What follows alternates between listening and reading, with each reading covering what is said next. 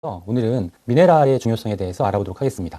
그 전에 비타민 D와 E를 잠깐 살펴보도록 하죠. 비타민 D는 그 중요성에 비해서 알려진 것이 별로 없는 그런 영양소였습니다. 비교적 근래 연구로 다양한 기능성들이 밝혀졌다고 할 수 있는데요. 비만, 당뇨 등과 관련이 있고 최근에는 면역기능, 대사증후군, 심혈관, 소화기, 호흡기의 건강뿐 아니라 치매와 암과의 연관성을 규명하기 위한 연구들이 활발하게 진행이 되고 있습니다. 이처럼 비타민 D가 신체 전반적인 부분에 영향을 미치는 이유는 우리 몸의 거의 모든 세포에 비타민 D의 수용체, 약자로 VDR이 존재해서 마치 호르몬과 유사하게 작용하기 때문입니다. 그리고 비타민 D 수용체는 비타민 A 수용체와 함께 세포막에 존재하는 것이 아니라 세포 안에 핵에 존재하면서 유전자 발현을 통한 단백질 합성에 관여합니다. 즉 유전자에 직접적으로 영향을 미치는 영양소라는 뜻이죠. 그림에서 보시는 것처럼 실제로 비타민 D를 많이 보충할수록 유전자 발현에 더 많은 영향을 미친다는 것이 밝혀졌습니다. 지난 시간에 말씀드렸던 영양소와 유전자의 상호작용을 분자 수준에서 연구하는 분자 영양학의 중요한 주제이기도 하죠. 비타민 E는 지용성 비타민이고 대표적인 항산화 영양소입니다. 비타민 E는 지방 성분을 산화로부터 보호한다고 기억하시면 됩니다. 혈중에도 지방이 있고 또 세포막에도 지방이 있죠. 우리 몸은 모두 세포로 구성되어 있기 때문에 세포막에서의 항산화가 매우 중요하고 특히 세포막에 있는 다가 불포화 지방산의 보호가 핵심입니다. 예를 들면 오메가3 지방산인 EPA와 DHA를 보호하는 것이죠. 뉴트라이트 오메가3 제품에도 비타민 E가 있죠. 바로 오메가3를 보호하기 위한 것입니다. 참고로 한국소비자원에서 지난 9월에 시중에 판매되고 있는 오메가3 제품 20개를 비교한 결과를 발표했는데 뉴트라이트 오메가3 제품들의 비타민 E 함량이 다른 제품들보다 월등히 높았습니다. 제품 안에 오메가3뿐 아니라 세포막의 오메가3를 보호하는 것 역시 중요하지 않을까라는 생각이 듭니다. 지금 보시는 논문은 영양소가 노화로 인한 DNA 손상을 복구할 수 있다는 내용입니다. 기억하시면서 보시면 좋겠습니다. 비타민과 미네랄의 가장 핵심적인 연결고리는 바로 항산화 시스템입니다. 유해산소가 질병과 노화의 주범이기 때문에 우리 몸은 강력한 항산화 시스템을 구축하고 있는데 비타민이 핵심이 되는 항산화 영양소계와 미네랄이 중요한 항산화 효소계입니다. 그림처럼 매우 밀접하게 연관되어서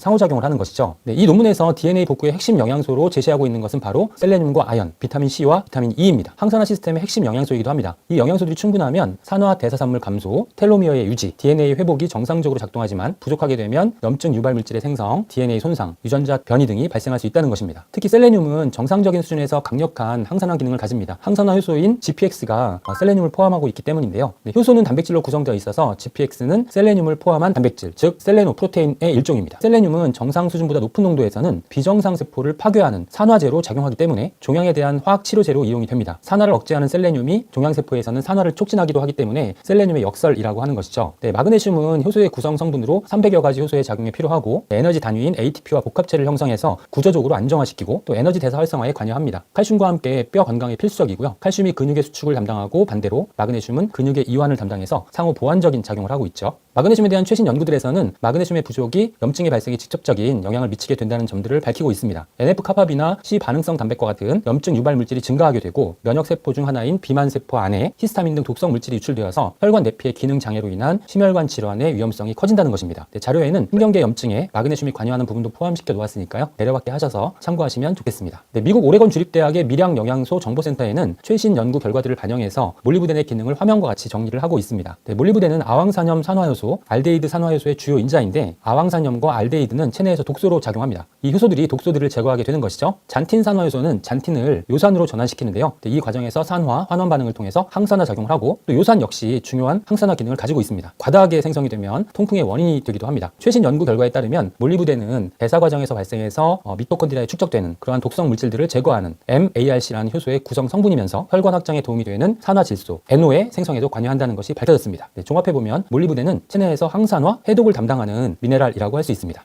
오늘 다루지 않은 미네랄에 대한 주목할 만한 최신 연구들도 매우 많은데요. 중요한 점은 영양학은 예전과는 비교할 수 없을 정도로 매우 빠른 속도로 발전을 하고 있고 또 비타민, 미네랄 등의 영양소에 대한 새로운 기능성들이 속속 밝혀지고 있다. 그래서 영양소의 중요성은 앞으로 더욱 커질 것이다 라고 정리할 수 있겠습니다. 경청해 주셔서 감사합니다.